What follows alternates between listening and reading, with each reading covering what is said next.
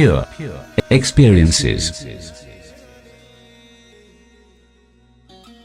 Welcome to the voice version of the blog, Pure Experiences. You are listening to the article, Introspection to Experiencing Change, published on the 7th of December 2016 by Tarun Pradhaan, published on pureexperiences.blogspot.com, narrated by Charlie Jacob. Introspection 2, Experiencing Change. The goal. We will attempt to experience change directly. We will try to see where this change happens and how it gets interpreted by the mind. Prerequisites. Everything as before. Plus, it is best seen where there is some activity, such as a public place, but not too crowded or not too noisy. Question: what is happening?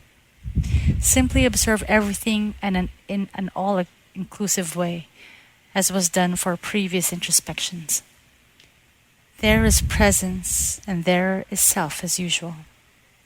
Since the inquiry is formulated in a particular way, your attention will be drawn to differences in the experience or activity. Do not name or describe them. Just observe neutrally. This introspection shows you something extraordinary. There is change. The experiences are never the same. Some things change slowly, such as your house, and some change quickly, such as the traffic outside on the road. Now ask, where is this happening? If you are zoomed out, the mind will jump in and answer. Out there. It's okay. Simply ask, where is out there? Those who are identified with their bodies will see that the changes is not in their body, and so is outside. And those who are intellectual will see it as all happening outside their mind. The body also moves and changes outside the mind. You will find that the outside is always relative to an inside. If you have done the first introspection, you will immediately see that this duality is an act of the mind. It is somehow creating a division where there is absolutely none. It's fine. Just ask, where is this world? Body and the mind. And where is inside and outside all taken together? This will silence the mind. Widen the awareness to include the body and the mind and all the activity you think is somewhere outside. You will find that it is all just presence as a change, including experiences inside the mind. You can shift the mode to self, and you will see that it's only the self that changes. There is no inside or outside. Those are beliefs, ideas in the mind. Next, ask, what was there before this moment? Now the mind acts again and assesses the memory. The change has impressed upon the mind and appears as memory.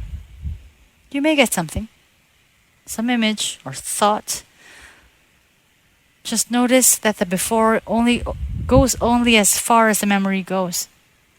The continuity of memory starts becoming more and more fragmented and uncertain, and what was before starts getting blurry. Anyhow, widen your awareness and notice that the recall is happening now. It is also a change. The change is now. The recall is now. But the mind labels the faint impressions as past. In other words, past is only an idea, not an experience.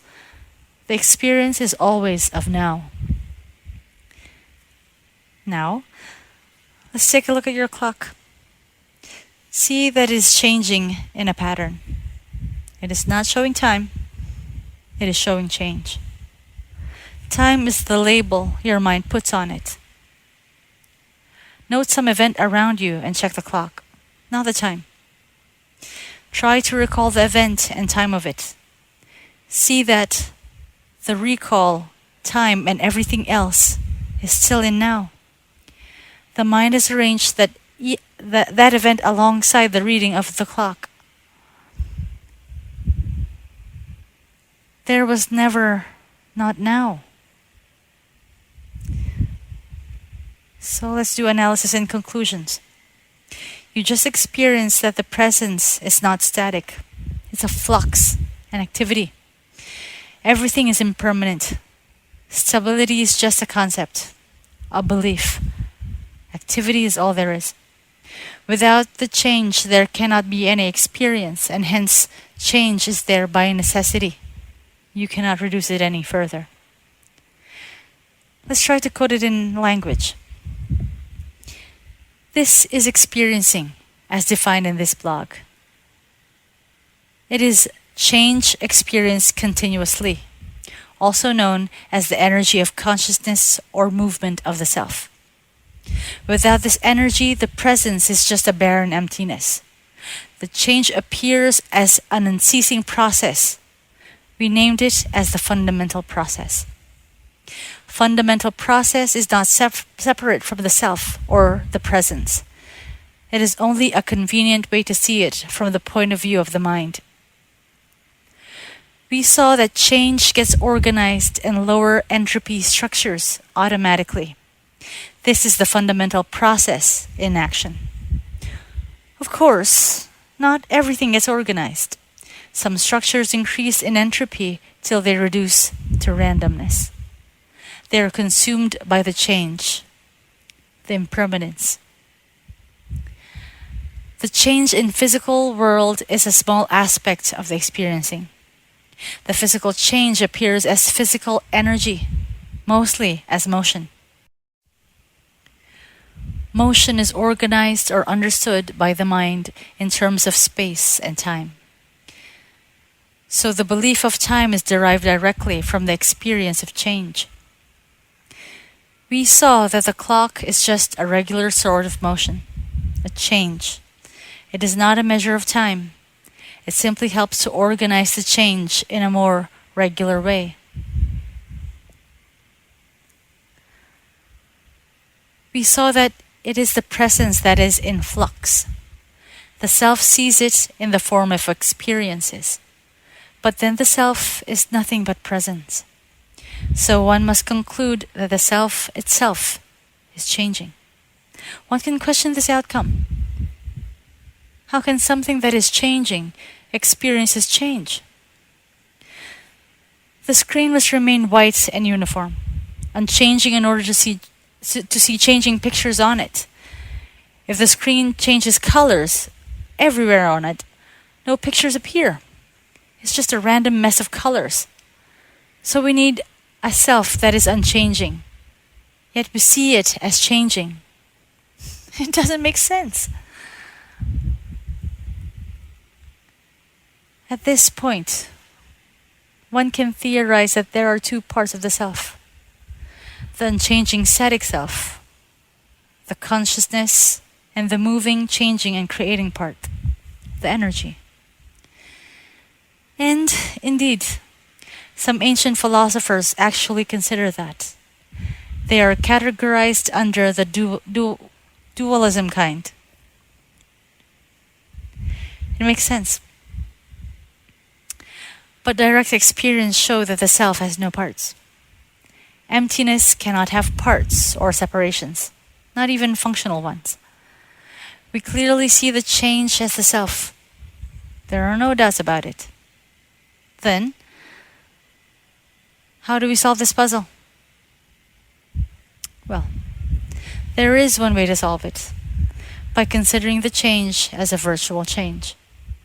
The self appears to change and take on different forms and movements of the forms, but it never really changes. In other words, nothing ever happens. It's a play. It's a dream of the self. As a metaphor, say in your dreams, you construct a house. You buy furniture and place it. You paint it and you live in it. You marry, have kids, grow old. Then you wake up.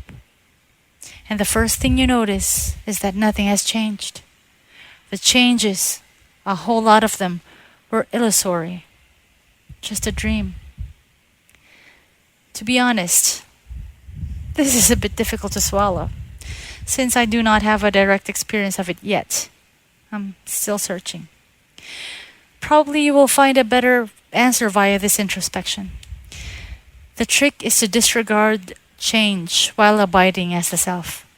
This solidifies the experience of the self as the unchanging one, which merely witnesses a dreamlike change. Pure experiences. You were listening to Pure Experiences by Tarun Pradhaan. For more, please visit pureexperiences.blogspot.in.